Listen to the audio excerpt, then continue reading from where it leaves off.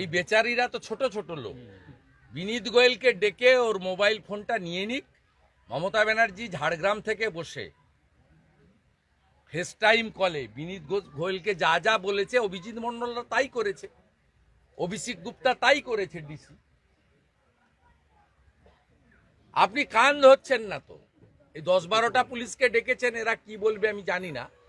এদের প্রেসার করে বলা হবে। যেমন অভিজিৎ মন্ডল গ্রেপ্তারের পরে 6 জন আইপিএস 50 জন কলকাতা পুলিশের অফিসার প্যারেড করে গেছিল অভিজিৎ মন্ডলের বাড়িতে।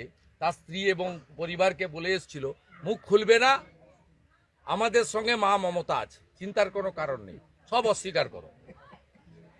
এই বেচারীরা মুখ খুলবে কিনা জানি না, কিন্তু এতে আমরা সন্তুষ্ট নই।